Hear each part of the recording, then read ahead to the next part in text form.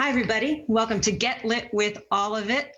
I'm Alison Stewart. This is our big virtual book club event. I host all of it on WNYC from 12 to 2 and 93.9 FM or WNYC.org. I hope you'll spend part of your day with me. Big thanks again to the New York Public Library for partnering with us on our virtual book club event. At last check, this month, 6,933 of you took advantage of those e-copies of My Dark Vanessa, making it possible for us to do this event. And it is officially the #1 checked out book of the month of May at the New York Public Library. So we are grateful to them for their support, and we're also grateful to our friends at the Green Space, Jennifer, Sachi, Cam, David, and Ricardo for helping put this event together. Now, on to our show. If you've never been to one of our book clubs before, they're a little bit different. We always talk about the book with the author, and then we try to put the story and the themes in context, and we always have a musical guest too. So to help us put the themes in context tonight, we have Harvard professor Dr. Kirsten Conan. She does research into how childhood sexual trauma has an impact on adults' lives. And at the end of the show, we're going to hear music from someone whose music inspired the author and helped shape part of the story. Grammy Award winner Amy Mann will be performing and here for an interview as well. So one more thing. At the end of the show, the very, very end of the show, we'll have our June book club selection. So you're going to want to stick around for that. But first, let's get to tonight. Kate Elizabeth Russell worked on My Dark Vanessa for 18 years. And originally she envisioned it as some kind of a romance, a love story between a high schooler and an enigmatic teacher. But as she continued to work on this, the story morphed from that sort of love story into something darker about grooming, trauma, and what it means to be a victim. Since publication, My Dark Vanessa has become an international sensation, a New York Times bestseller, and people have strong feelings about this book. As one of our book club members over at Instagram at All of It WNYC, join our Instagram club, by the way, she wrote, Jessica posted, I am looking forward to the event to help me process the book. So without further ado, let's welcome our May Get Lit with All of It book club author, Kate Elizabeth Russell. Kate, thank you so much for being with us. Oh, thank you so much for having me. This is so exciting.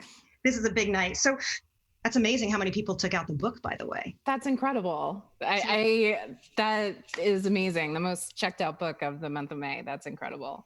There you go. So 18 years in the making. What made you stick with Vanessa and the story for 18 years? Yeah, I mean, to a certain extent, I'm not sure I can explain it beyond like stubbornness. But yeah, Vanessa, she's a character who came to me sort of fully formed. And I think because of that, I felt so committed to her. I felt like I understood her. And so the idea of stopping writing her was just unthinkable because I was so deeply committed.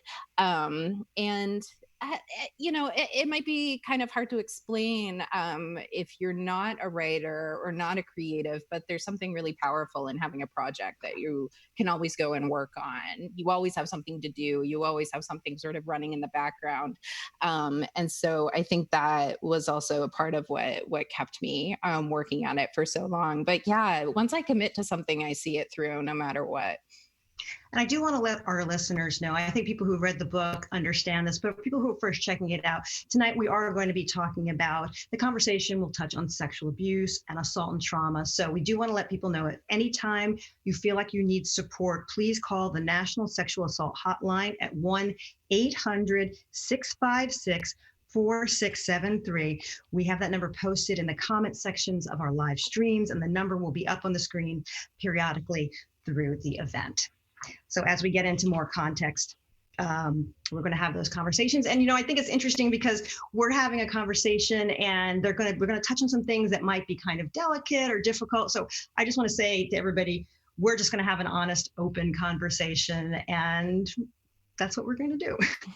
So I'm curious about something that you wrote, that 90s feminism, it was very important to you in helping to develop Vanessa's character.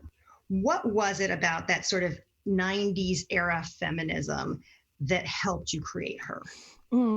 Yeah, it was sort of a multifaceted thing. I mean, on the one hand, I found it really helpful and really essential to the novel to bring in pop culture references. I think of Britney Spears as sort of the touchstone pop culture reference that shows up in My Dark Vanessa, because Britney was sort of was marketed to embody the Lolita trope early on in her career, and that was very vivid in my mind, like remembering my own coming of age. And so bringing pop culture references like that from that era was really helpful, because I imagined those references as grounding my ideal reader. Because when I was writing the book, my ideal reader was someone who was around my age, who would come of age at the same time, and maybe would remember, the music video for Baby One More Time, for example, and be able to sort of speak to that reader and point out that this Lolita trope, it's bigger than just Vanessa. It's bigger than just Vanessa's story. This was something that was happening sort of on a larger scale. But then as I was working on my PhD, I started learning more about post-feminism, and post-feminism is sort of a term that's used to describe that 90s feminism, the feminism that I grew up in. And that was a really remarkable experience for me, sort of learning about the feminism that I came of age in, but having it described in this academic way that sort of I don't know, gave me vocabulary for things that I knew because I had sort of learned that and absorbed all of these lessons, but I had never taken sort of an objective stance in thinking about them. So thinking about, for example, the way that I remember being given a rape whistle it was at the very beginning of my freshman year of college. And that was just something that I just sort of didn't think that much about.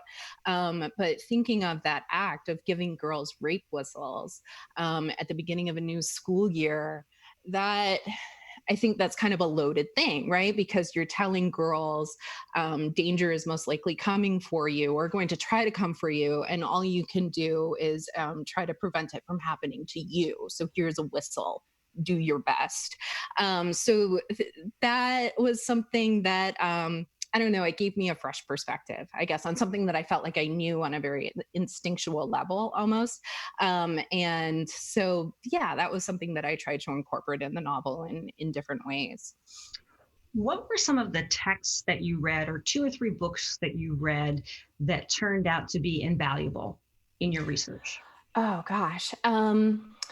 I would say from a more academic or even like clinical standpoint in terms of trauma, the text Trauma and Recovery by Judith Herman, which was published in the 90s. And that was sort of a foundational text of trauma, and Herman in that text, she sort of defines trauma as, or she opens up the definition of it. So, and she says this isn't just something that happens to military veterans. PTSD is something that also occurs to people in civilian life, and maybe especially women who are dealing with the threat of sexual violence on a near daily basis. And so when I read Trauma and Recovery for the first time,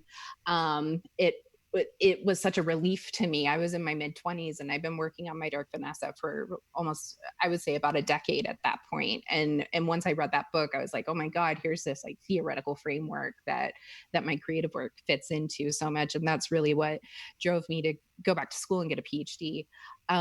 But then more creatively, I always cite the play Blackbird by David Harrower, which is this one act play that deals with sexual abuse, the aftermath of sexual abuse on an adult. And it's this incredible play that's just basically a conversation between two people, between a woman in her 20s and a man in his, I think his 50s.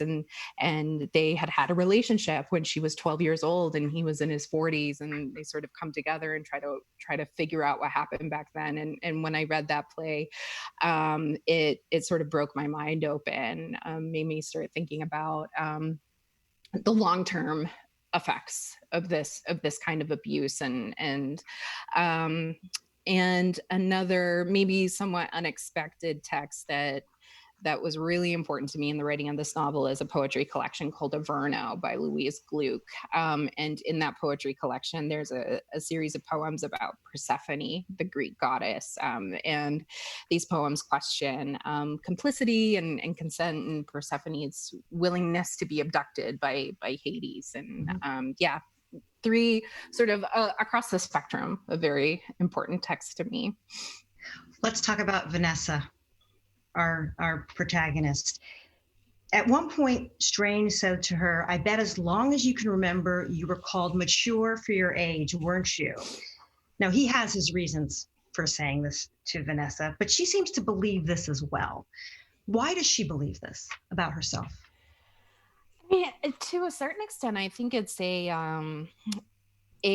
sort of flattering thing to believe about yourself, right? That you're mature for your age, that there's something special about you that sets you apart.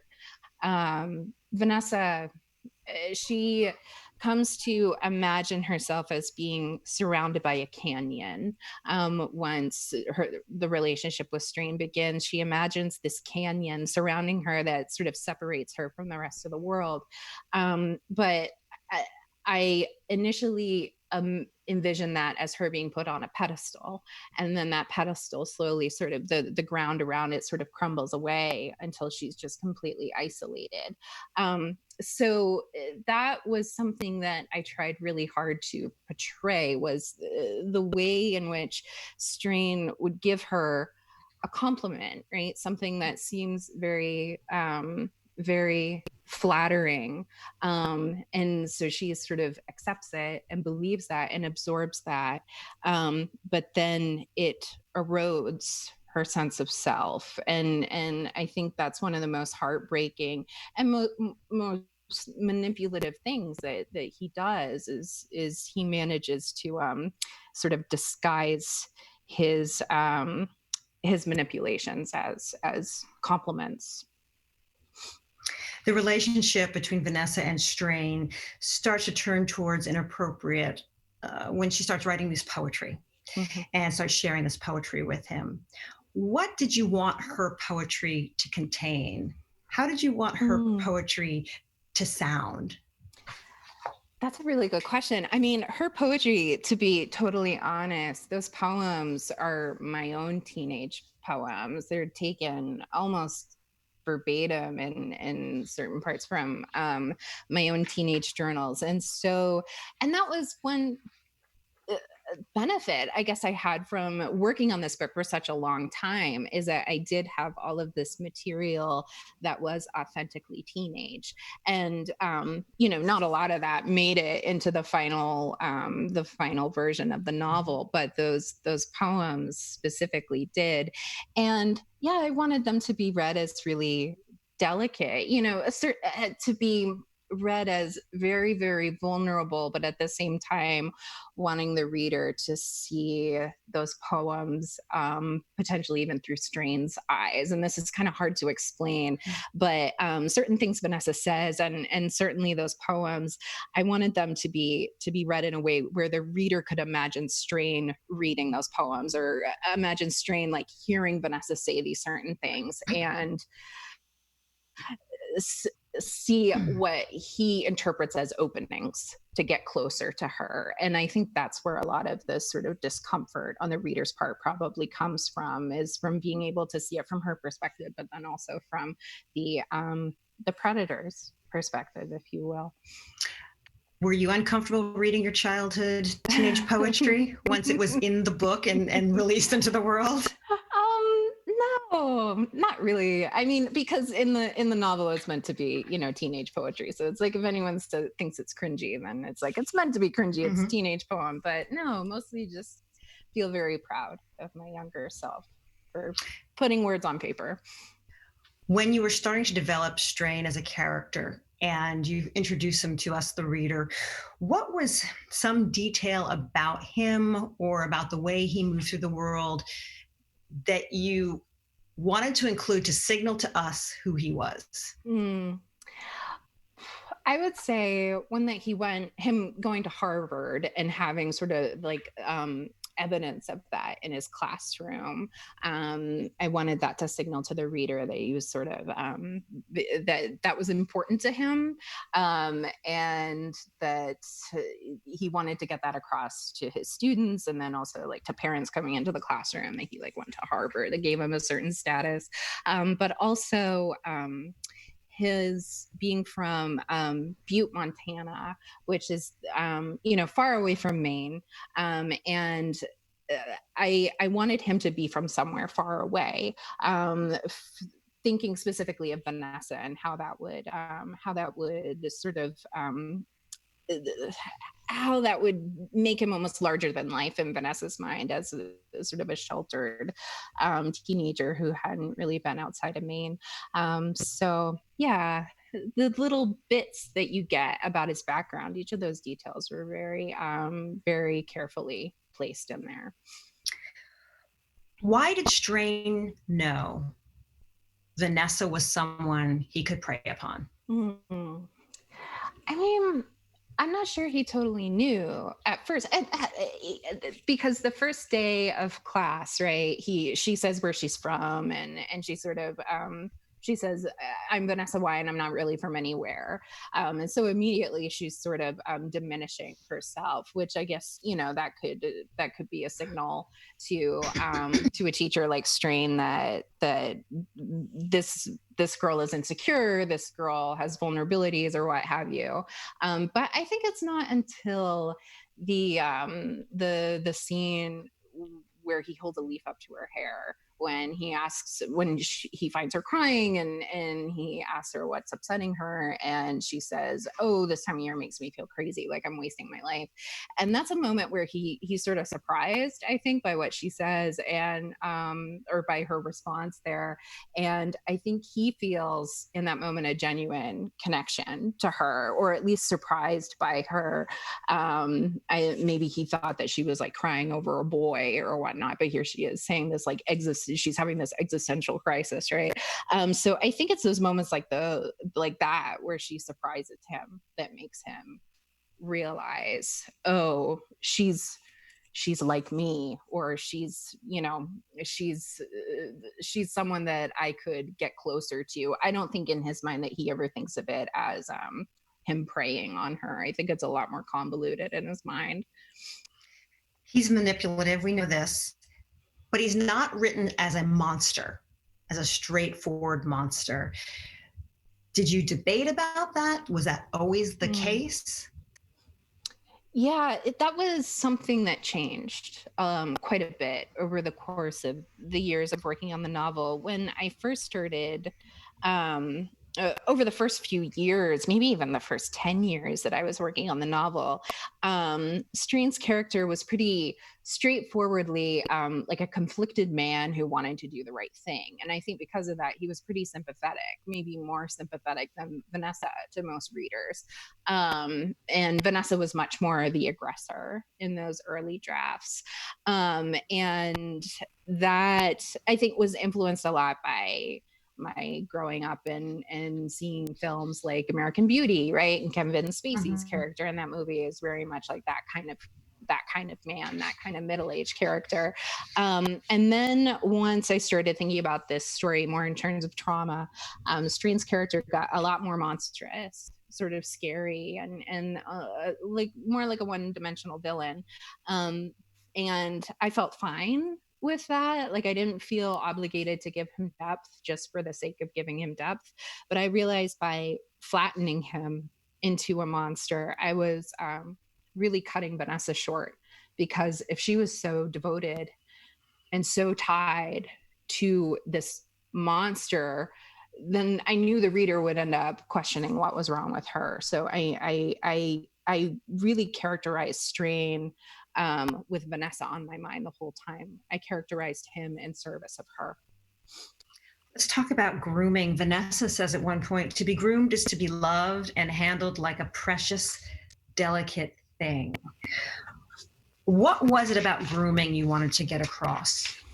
Yeah, but I came at it sort of backwards, I think, because of the way that I had written this story initially as something like a romance, a dark, complicated romance. But so I saw his slow approach towards her as a seduction, and as something that she's just constantly trying to find meaning in the way that at the beginning of any, teenage romance, you're overanalyzing everything that your crush says to you, or every like small movement or like brush of the hand can feel so heavy with meaning. I wanted to retain that, and have that sort of stay true to Vanessa's perspective, to her character, while also allowing the reader to see Strain's behavior as grooming, as manipulation. Mm-hmm. And I think the most unsettling thing is how easily grooming can be seen as seduction, and it all depends on perspective. And I think that's genuinely frightening. I think that's one of the most genuinely frightening things about sexual abuse is that line between coercion and seduction is so razor thin, or that line might not even exist at times at all. And people who are watching us, of course, you're going to get a chance to ask questions of Kate Elizabeth Russell about My Dark Vanessa. We're at All of It WNYC. That's our Instagram. Come on over and join the conversation. The conversation's going on, Kate, as we're having our conversations. T-Bird wrote, these poems were so authentically teenage. I love them in context. So thank you for giving us context. And Robin wrote, what a remarkable first novel. I hope we don't have to wait another 18 years for your next book. I can't wait for my 25-year-old daughter to read it so we can discuss it. That's an interesting idea, thinking about the generational differences. As people have been giving you response, have you seen generational differences in the way people react?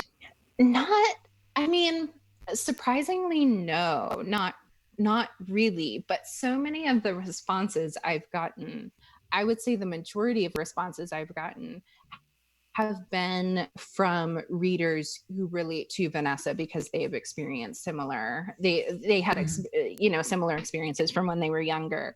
And I've gotten messages from people in their 70s, and I've gotten messages from people in their teens. And so what has been the most surprising to me is that there's so many similarities like across that range of ages. And so I haven't really seen generational differences in what's been written to me.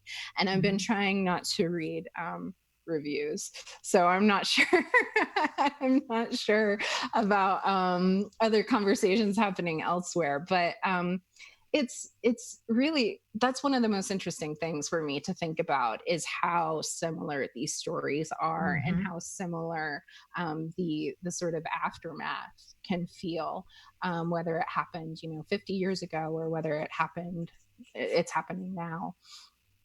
I want to read a paragraph that occurs early in the novel, and this is adult Vanessa looking back at her years with Strain. She says, I wanted nothing to do with boys my own age, their dandruff and acne, how cruel they could be, cutting girls up into features, rating our body parts on scales of 1 to 10. I wasn't made for them. I loved Strain's middle-aged caution, his slow courtship. He compared my hair to the color of maple leaves, slipped poetry into my hands, Emily, Edna, Sylvia. He made me see myself as he did, a girl with the power to rise with red hair and eat him like air. He loved me so much that sometimes after I left his classroom, he lowered himself into my chair and rested his head against the seminar table, trying to breathe in what was left of me. All of that happened before we even kissed. He was careful with me. He tried so hard to be good. So here's the controversial question I want to ask. Was Strain deluding himself about what he was doing with Vanessa, or was he falling in love and in love? And can both be true? I think both can be true. I absolutely think both can be true. And I might even go as far to say that they have to both be true. For him, for what I know about his character, what, all the stuff that I sort of figured out about him that never showed up explicitly on the page. I think that he felt in his own way things that were very real for her. But that was one of the things that I had to reckon with in sort of a larger scale, or the idea that just because something is a love story doesn't mean that there isn't abuse there, or there isn't a manipulation or obsession or even violence. And I think I knew this as a teenager, right? Which is why when I read Lolita at 14, I read that as a love story. It wasn't that I was blind to the abuses happening in that novel, but I just thought that can happen in a love story, in the same way that I read Wuthering Heights as a love story, or Jane Eyre as a love story. And those are novels that are full of obsession and abuses. And so I think the way that we conceptualize romance, the way that we practice it, often leaves a lot of room for these potentially, violent and dark things. And I tried to infuse a lot of that into Strain's character, I guess. And I hear a train coming. I'm not sure if you were warned that there's, I live near a train track, but hopefully the horn won't get too loud, but I might have to mute myself. It's okay. It's real life. We're live. Exactly, it's real life. Exactly. You write about the sex and the sexual abuse fairly graphically. When did you make that decision you wanted to be that vivid in your descriptions? It was always that vivid, to be totally honest. I, from a young age, I really identified with writers like Mary Gateskill, I guess, women who wrote about sex in really explicit ways. And I sort of saw myself writing in that tradition, I guess. And so that was always there. And it never really occurred to me to write it as in any other way, because it felt true to Vanessa's character. It felt true to the type of writer that I saw myself as. And it's something I think important to remember when you're reading the book is, to Vanessa, she sees these experiences as just sex. Like, she doesn't see them as rape. She doesn't see them as abusive at all. It's just sex. So that's how I wrote it. Oh, the train is close. It's coming. It's coming. Okay. Should we wait? I'm gonna wait. Can you see the train? Maybe it won't be as bad. Okay. Yeah, it's like right alongside my building, basically, which we didn't realize when we first came and saw this apartment. That was a nice surprise the first night that we moved in. We're like, oh, there's a train. Got to peek at the glamorous life of a writer. Yes, exactly. At one point, Vanessa says, I am not a victim because I never wanted to be, and I don't want to be. And if I don't want to be, then I'm not. And we asked our Instagram followers, the people who are part of our book club, even as an adult, why does Vanessa think she's not a victim of abuse? And one person said, because it was such an important part of her identity that it was hard to think of it as anything but love. Someone else wrote, because she was so well groomed by Strain and was so full of guilt and shame. Someone else wrote, she had feelings of desire for him at times, which made her believe it wasn't abuse. What was it that you wanted to interrogate about the identity and victim becoming part of one's identity? Yeah, it's such a complicated thing. It's such a complicated thing. And I wanted to put the reader in a position where they would have to reckon with this idea of the difference between sex and rape being state of mind, right? And the idea that if you, regardless of what happens to you, if you choose to say, oh no, I was willing, then does that matter? Does it not matter? Does it depend on the situation?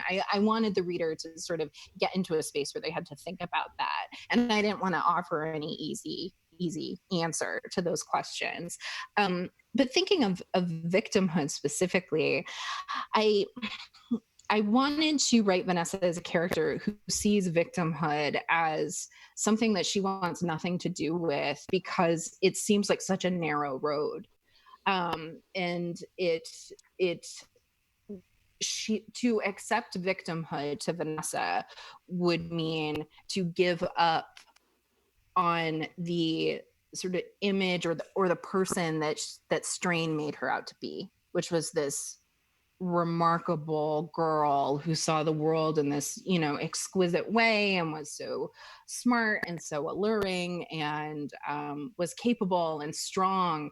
Why would she want to give that up to see herself as a victim and therefore see herself as weak and helpless? And especially when she's 32, accepting victimhood would feel like she would have to, sort of denounce 17 years of her life.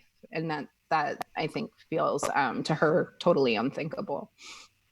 Let's get to some questions from our viewers. This is from Andre.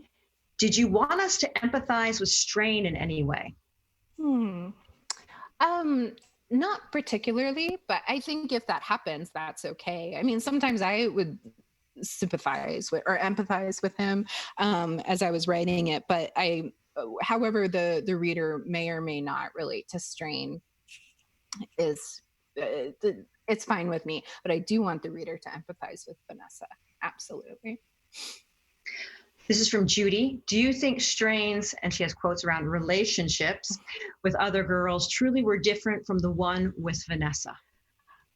I do, but I am very biased because I wrote this in such a close first person with Vanessa's perspective. It's really difficult for me to separate myself from her. And so because I think regardless of how much healing Vanessa goes through, I think she still is going to sort of cling to that idea that things were different. And so I feel like as the writer, I still sort of cling to the idea that it was different with her. But I do think it was different, even just because I think with Vanessa, it went further than it did with any other girl. And so even just by virtue of that, it was different with her. We have a question about your process of writing My Dark Vanessa. What was the trigger that prompted you to rethink your approach, changing it from a love story into a narrative about trauma? That's from Dolce Tours.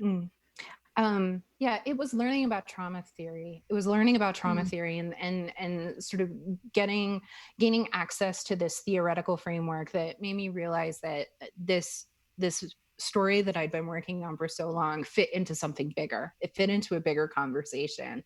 That was incredibly empowering for me as a writer, as a person. And it was also reading a couple of memoirs, one called The Kiss by Catherine Harris. And the other called Tiger Tiger by Margot Fragroso, which are two different but also somewhat similar narratives of sexual abuse. And reading those memoirs, which are unequivocally about sexual abuse, reading those and seeing so much of what felt familiar to me about Vanessa made me realize, like, okay, this thing I've been working on, maybe it is about trauma after all. My producer Jordan has butted in, and she's like, "I have a question. When did you decide to add Henry Plow to the story, and what did you want his character to add?" Yeah, he came later in the writing process for sure. I would say during like my PhD program was when his character showed up in there, and I wanted him to be something of a double. A little bit of a double of Strain, but at the same time, not a double at all, right? I wanted the reader to come, sort of arrive at his character of Henry Plow, having read, 200, I think, or so pages of Strain's manipulation. And then you have this new character who is reminiscent of Strain, but also seems like a good guy and isn't, maybe doing anything obviously manipulative, and just to test the reader a little bit, I guess, to see what they think of him, how much they're willing to give him the benefit of the doubt, if you will. And I wanted him to be a character that the reader comes away from not totally being able to pin down. It's interesting. We're getting questions about Vanessa's parents. Mm. And it's interesting because we actually put a poll up on Instagram. Why does Vanessa's mother keep the abuse a secret? And one reader said, because she doesn't want to face the fact that her daughter was abused. Another said it was a combination of her feelings, like she failed as a mother, and her shame of Vanessa's actions. And then we had someone else who just wrote in asking about Vanessa's father, which I think is interesting. I didn't really see a lot of Vanessa's relationship with her father. Most people think that young women seek their fathers when they have relationships with older men. Was there something that I missed? Those are good questions. In regards to Vanessa's father, I don't know. I mean, with her parents overall, I wanted her relationship with her parents to be somewhat unremarkable, like not super close, not, you know, like idyllic, but also not terrible. Like her parents aren't obviously abusive or neglectful, at least in my eyes. And Vanessa is, I think, in a lot of ways, a typical like 15-year-old that's like, leave me alone. I'm over you. I don't want to hang out with you, or some, typical sort of teenage relationship with her parents. Because I didn't want the reader to have an easy thing to point to and be like, aha, that's why Vanessa is so vulnerable. This is why Strain was able to prey on her so easily. And so by having her relationship with her parents be sort of middle of the road, I thought it would be a way for readers to I don't know, be forced to reckon with it, or to stop and pause at least and be like, okay, is there something, weird with the relationship with her mother or with her father, or is this totally fine? Whereas I feel like if I had made it either extreme, it would have given the reader an easy way out. Try to slide in a couple more questions. This is from Catherine. You take your time with every moment. You rush nothing, agonizingly, in caps. So was this deliberate? It was like watching a car crash in slow motion. Yeah, it was deliberate. I really like to take my time in scenes as a writer. I always think of Giovanni's Room by James Baldwin as sort of one of my the examples I have in my mind when I'm writing of like how to write a scene and just to take your time in it and sort of languish in it. And I feel like I do that no matter what I'm writing about. But when you're writing about sexual abuse, I guess it can get a little agonizing to take your time to that extent. I have two more quick questions. The timing of the book is extraordinary. Its release right around the time of the Weinstein decision, right after this tremendous Me Too wave. What impact did that have at all? I mean, you work on the book for so long, and then there's this just crash of news and information and feelings that people don't know what to do with. Just as you're finishing your book, what impact did that have on you? Yeah, it was surreal. It was overwhelming because I always feel like I have to explain the timing a little bit. So I was in my PhD program from 2013 to 2018, and I was set to defend my dissertation in spring 2018. And so to do that, I had to turn in a complete draft of the novel in like January 2018. So anyway, what I'm saying is in October 2017, when the stories about Harvey Weinstein first broke and Me Too really started, I was in the home stretch of writing the novel. And I already had a present day plot line of another student coming forward. And it was set in 2015, this present day plot line at that point of another student coming forward and accusing Strain of abuse.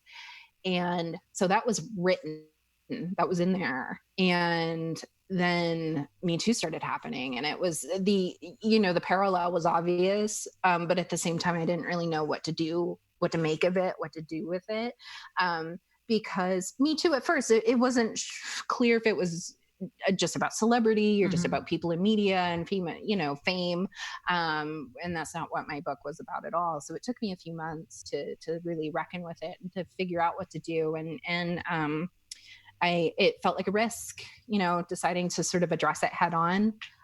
But I I chose to believe in the book that I'd written and that I had something meaningful to contribute. And so I, moved that present day plotline to 2017, opened up the context in which the other student comes forward, made a movement happening in the background. And then suddenly I had a Me Too book, which wasn't anything that I ever envisioned for myself, to have a timely novel after working on it for so long. But here I am. For those of you who don't know, Kate has this great playlist that she put together with songs that are important to her and important to the development of the novel. And one of them is by Amy Mann, who we'll hear from later on. Will you explain to folks watching and listening why Save Me from Amy Mann was so important to you and to your creating this book? Yes, absolutely. I feel like Save Me is one of the songs that is like, I can't really think back on 1999, 2000 without thinking about like the Magnolia soundtrack that song is from, and just her music in general. But the lyrics, especially in the first verse of "You look like the perfect fit for a girl in need of a tourniquet," it just makes me see so clearly like Vanessa in those early scenes of boarding school in the classroom, and just being so wide open and vulnerable, and wanting to be seen and wanting even to be saved. And then I think it's in the second verse, there's a lyric, because I can tell you know what it's like. And that lyric always actually reminds me of Strain, and imagining him looking at her and sort of projecting his own, like delusions or fantasies onto her, and like, oh, she's dark like me. She's the same as me.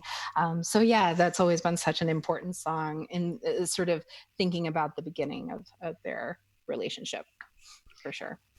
Do you have any question you want me to ask Amy Mann? Oh my God. Oh, no, just thank her profusely for her music. She's incredible. It's so cool. Well, Kate Elizabeth Russell, author of My Dark Vanessa, thank you so much for being our May Get Lit with All of It book club author, and congratulations on all your success. Oh, thank you. Thank you so much. There's so many complicated mental health aspects to this story. And so we thought it was important to speak to an expert about it. Dr. Kirsten Conan, her research specializes in the impact that sexual trauma, childhood trauma, can have on adults. She's also worked as an advocate for survivors of sexual assault, testifying before the House Foreign Affairs Full Committee about the culture of sexual violence in the Peace Corps. Now, we're going to continue to have these conversations about sexual assault and abuse. So a reminder, if at any point you need support, please call the National Sexual Assault Hotline. That number is 1-800-656 4673. It is open 24 hours a day.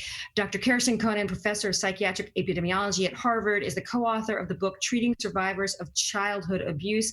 An updated edition will be out in mid-June. Dr. Conan, thank you so much for being with us for this conversation. Oh, thank you for having me, Alison. So you do work as a researcher, you do work as a professor, also a clinical psychologist who has experience working with women who had been sexually abused as children. What are some of the primary ways that childhood sexual abuse can have and continue to have an effect on people in adulthood? Well, one of the reasons I was so happy to talk to you is because I think My Dark Vanessa really captures so many of the different ways. And I was really struck by the fact that the author was influenced by the same book that influenced my work. The seminal book I read was Judy Herman's Trauma and Recovery. That also started me on my career. So some of the ways that are, in terms of, one is in terms of relationships, how they think about themselves. Abuse erodes the sense of self, and they can become where they think being abused or being in relationships where people hurt them is normal. It's what they're used to. So if something different happens, it almost doesn't feel right. It feels unfamiliar. People can try to avoid thinking about the abuse or avoid like feelings associated with it by drinking. We see this in the book, drinking, using drugs, having sex with people that aren't good partners, or taking risks. It can also affect people's ability to maintain jobs and careers. And then after that is all the mental health effects, depression, anxiety, post-traumatic stress disorder, some of the things. So what signs of trauma did you see in the character of Vanessa that even if she doesn't think she was abused, she shows the signs of that kind of trauma? There were many, and that's why it struck me. I was wondering where the author got her information on trauma and from this classic book. So there were so many ways. So one was the way where she lost her sense of identity and really identified with her abuser. She even talks at one point, she talks about him sort of taking over her and his words coming out of her. She's parroting his words. Mm-hmm. She has re-experiencing, she has nightmares, and she says, oh, well, I learned to avoid, certain kinds of movies and books, but sometimes out of nowhere, I start thinking about this. Sometimes she sees him or sees things that from that time when they're not in the present. Like there's a couple places where she's actually sort of re-experiencing being in the classroom with Strain, but actually he's not there. She's with Henry. She's really anxious. She's drinking. She's actually kind of revisiting the abuse with these various men. She gets in these older men. She goes to these bars with these older men and gets involved with, and she doesn't really want to be with them. And then the other piece is dissociation, which is when you kind of leave your body. There's a lot of that in the book, and she does it as an adult where she's sort of having sex with someone, and then she says she's not really there. She's in the kitchen making a cup of coffee or petting her cat, and her body is left on the couch. And so that happens over and over again. We've been using the word grooming. What does grooming actually mean in the clinical sense when you're talking about grooming? It's a good question. I mean, in the clinical sense, it means, almost creating a relationship where the person is sort of vulnerable to whatever you do. So in this case, the grooming it starts off with sort of very sort of mild inappropriate things like, paying attention, but then, putting his hand on her knee, like pushing boundaries. He pushes her hand on her knee, the maple leaf in her hair, sort of outside, like she thinks he's going to kiss her. So he sort of slowly pushing the boundaries to sort of almost insidiously get under her skin and create this kind of relationship. And then over time that he pushes them more and more to where he's, they're having this sexual relationship. And even as, she's almost becomes so dependent on him, she's unable to move on. As she said, in her 30s, she's still kind of going back to him. On page 318, adult Vanessa says to her therapist, I just really need it to be a love story, because if it isn't a love story, then what is it? Yeah. Why does she need to believe that? Because her whole life because he abused her when she was 15, which is a time when a child is becoming an adult. It's when people form their identity. Her whole personhood has been defined by him. And so what does she have left if it's not a love story, then what is it, and what is she? Also, the other thing about this kind of abuse by someone knows, whether it's a parent or a teacher, is that it really erodes her. How does she believe in sort of anything or anyone when this person she trusted and loved abused her? If she really comes to terms with that, how can she kind of look at any relationship the same? So it really shakes the foundation of who she is. And I think that's what makes it so hard for her to actually, even see it, or even when people start confronting her, she starts defending him. Like she says, she's parroting his words. She knows she's doing it, but it's just so difficult to see what he did as abuse. If someone's listening to this and they suspect that someone in their life, a young woman, a daughter, a niece, a neighbor's friend, is in this kind of situation, what are good questions to ask? So I think one of the things that's so important, that the only person who does this in the book is Ruby, the therapist at the end, is to ask questions, but listen, and hold yourself back from your reaction. So you see this, you see her mom or her friends, they're trying to get information. You know, I think they do genuinely care.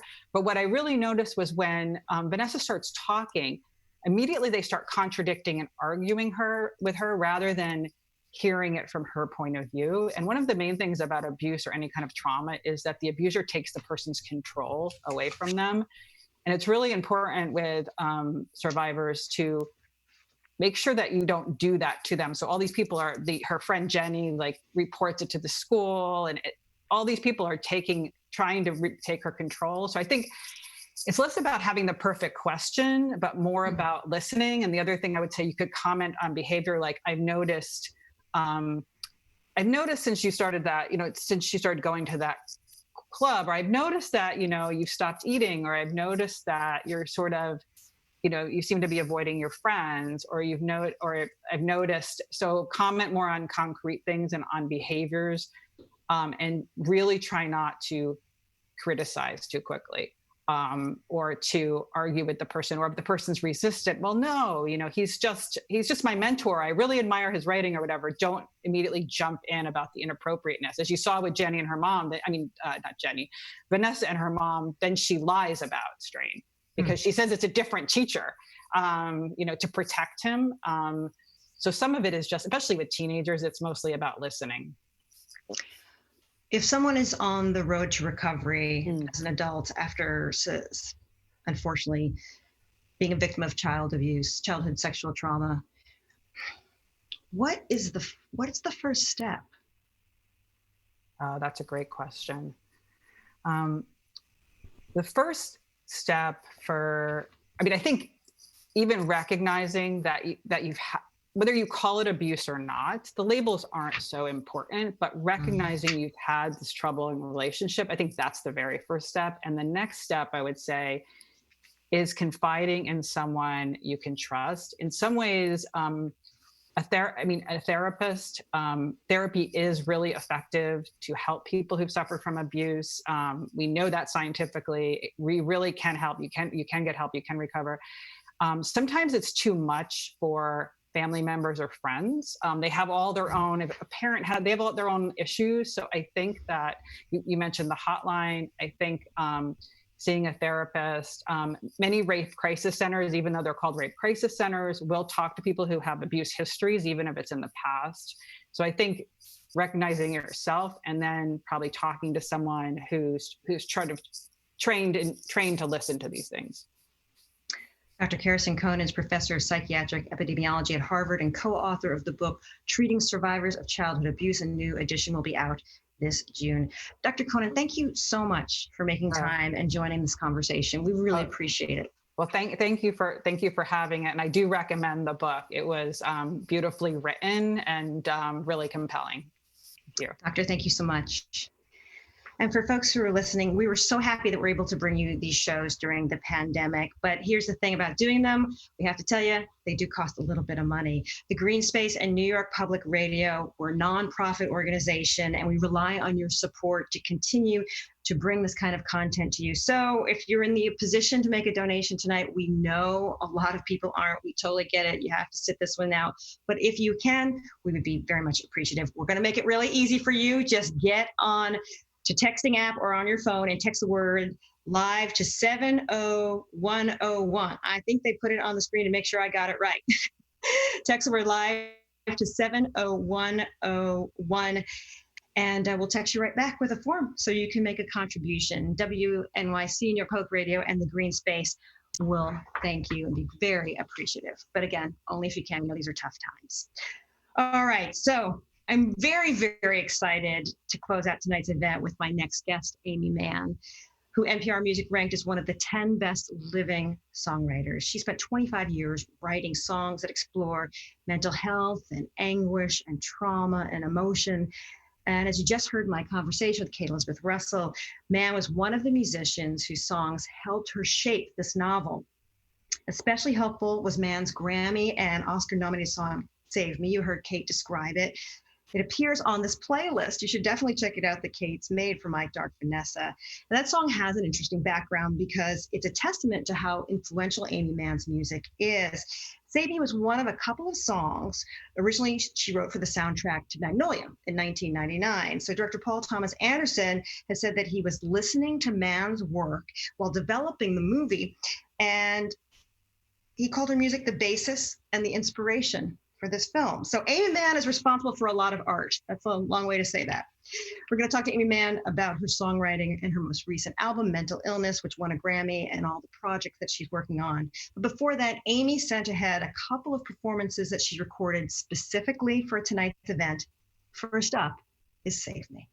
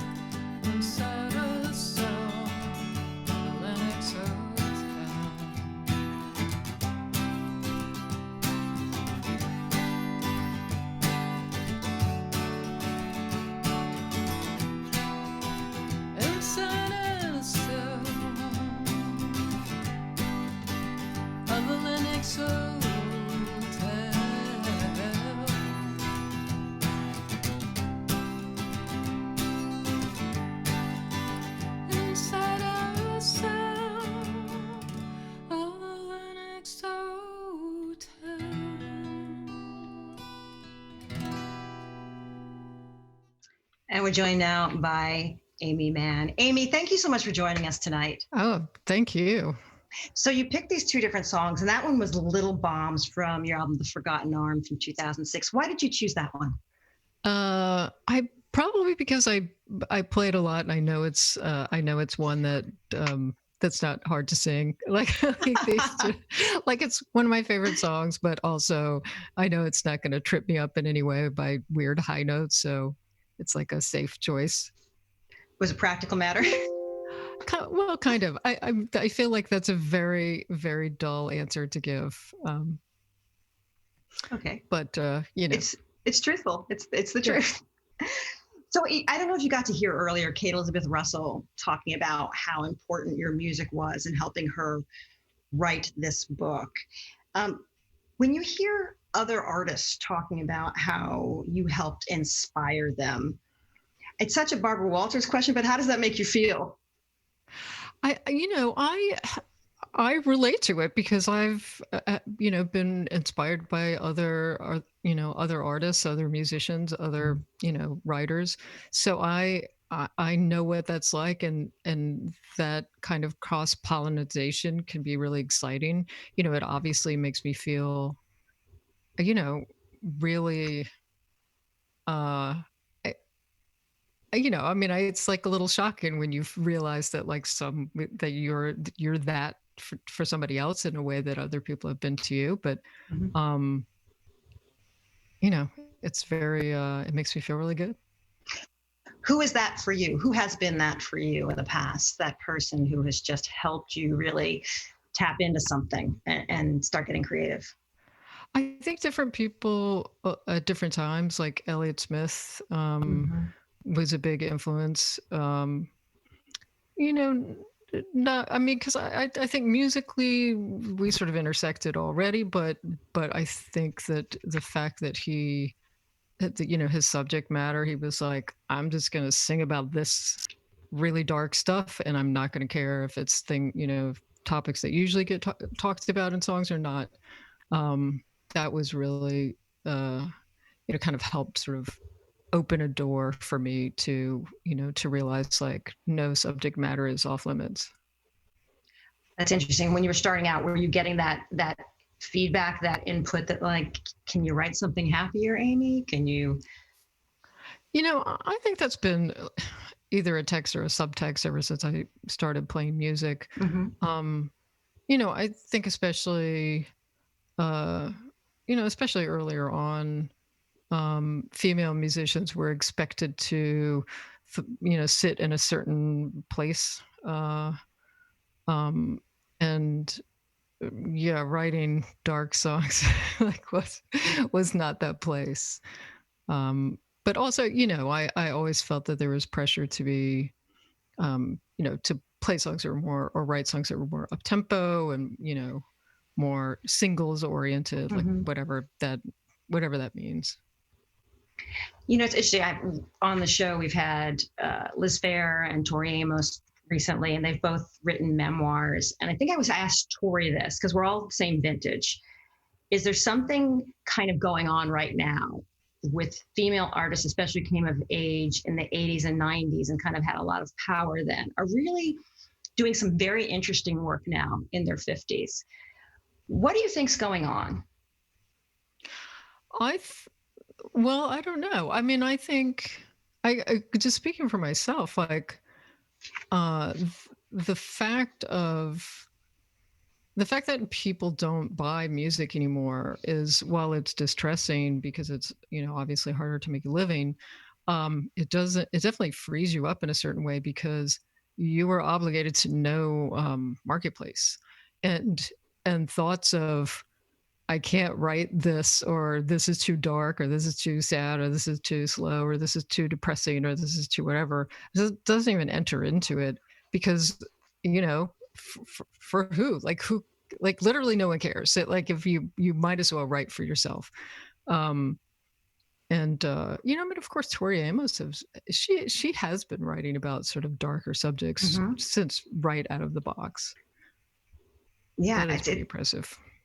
It's really interesting when you sit down and you write songs. I mean, I'm assuming this, and feel free to correct me, that you don't sit down and think, hey, I'm going to write a sad song now. You're just going to write the song that comes to you. But are there certain considerations when you're writing songs which deal with more difficult subject matter or deal with melancholy subjects? I think how I usually approach a song is, I start out with the music, and the music suggests a topic, and the music sort of feels like it's about something, like there's a kind of emotional tone to it, and then I try to figure out like what story, what details or what story go with that emotional tone. And I do think that part of the problem, I mean, if you can call it a problem, but part of the problem is that I just am not that interested in stuff that's kind of happy and bland, like it's because it's bland. Like there's nothing to hook into. I like to have a problem to solve. And even if that problem is, how do I define this complicated feeling that I'm either having or remembering or feeling resides in this music. I understand you're working on 2 stage musicals. One is a version of the movie Girl Interrupted. How was that? How did that pitch go? How did you get involved in that? Well, it's actually based on the memoir. I don't think anybody's like seen or I think that the producers wanted it to spring from the memoir. Oh, okay. So so all the songs I wrote were inspired by the memoir, or kind of pulled from that, or sometimes my own experience. I mean, that it's interesting because, like, of course what they say about musicals is like it takes forever, and then you're like, how could that be? So like I wrote a bunch of songs because I came in really hot, and read the memoir and made a bunch of notes and like wrote a whole bunch of songs. But I sort of like now realize that it's like, it's a back and forth with a story. So that is what takes a long time. So, I'm not sure when this will be a production that people can see, but I do have a bunch of songs that from this project that I've recorded that will come out as a record. Oh, when will that be? I don't know, like probably in the fall. I think like when the pandemic hit, everybody was like, like, I don't know about releasing records. Like, how does that work? So it was supposed to be the fall, but probably, winter-ish, possibly early next year. Are you feeling inspired to write during this time? I weirdly am, because I wrote so many songs for that musical, and there was this other musical I was working on too. I'd written so many songs that I suddenly, I started drawing instead, and like about 10 years ago, I was toying with the idea of writing a memoir, but like a graphic novel memoir. And then I realized how much work it was, and that a lot of that work is just alone in a room, and that you have to have a lot of time. And then I think because that's like essentially like what I'm doing is just being alone in a room with a lot of time, I started drawing again and working on that idea. So, I don't know. I think I just really need to have a project that is suitable for the circumstances, and drawing a lot, and, sort of thinking about stories and little vignettes like that seems perfectly suited to, to being quarantined. Can you tell us the story behind the song Save Me, now that we've all heard Kate Elizabeth Russell say that this was just so important to her in the writing of a book that took 18 years? Well, I think that it springs from a feeling that, I assume we've all had, like when you just feel so terrible, and your best thinking is that somebody else is going to make you feel better, like just their attention or their love or their approval or whatever it is, or like sometimes even that kind of really electric connection that you make with somebody, that romantic electric connection.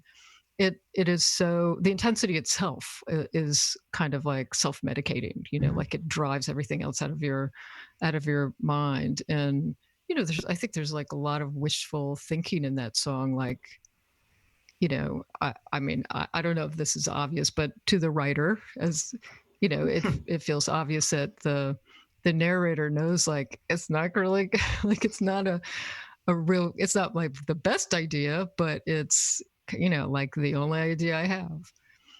So, yeah. Amy Mann, thank you so much for being part of this event tonight. Everyone was so excited and so thrilled to have you. We really appreciate it. Oh, thank you so much. It's really fun to be a part of it. And, it's wildly flattering to be an inspiration to anybody on any level. And so that's really exciting to me. Here's Amy Mann with Save Me.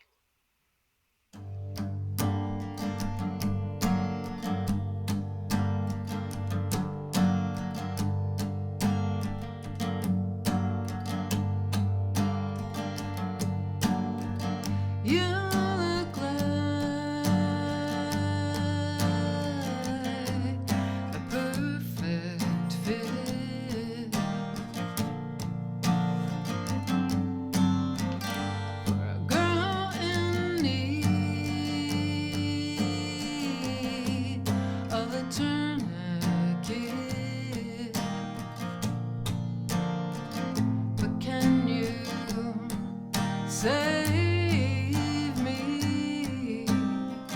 Why don't you save me? If you could save me from the ranks of the freaks who suspect they could never love anyone.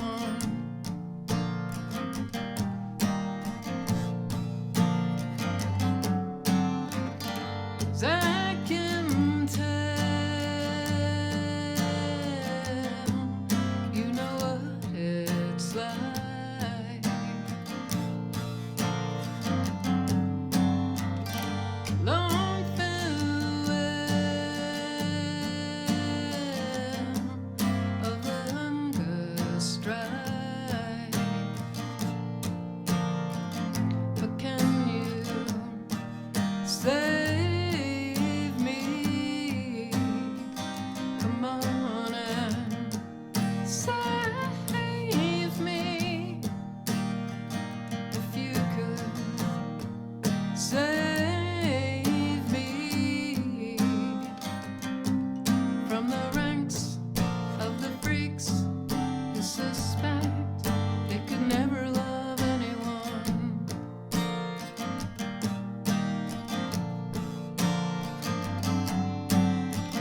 You strike me down like radium,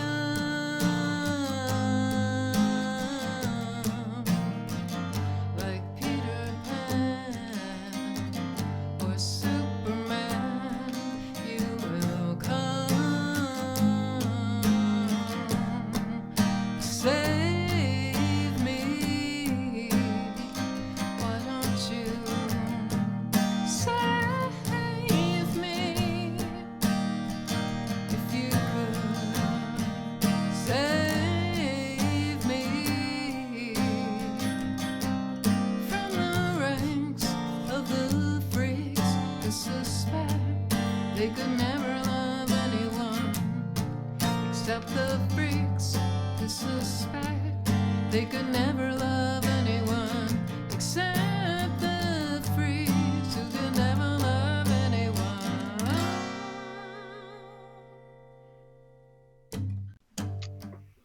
Huge thanks to Amy Mann for that amazing performance. And also thank you to Dr. Kirsten Conan and, of course, Kate Elizabeth Russell, our author this evening for the book My Dark Vanessa. Thank you, everybody, for joining us. And before we go, we have one last exciting announcement. We're ready to tell you what our Get Lit with All of It book club selection is for the month of June. Let's hit that slide. It is The Glassed Hotel by Emily St. John Mandel. You might know Emily from her hugely popular bestseller, Station 11, which just so happened to be about a post-apocalyptic world in which a virus had wiped out most of the population.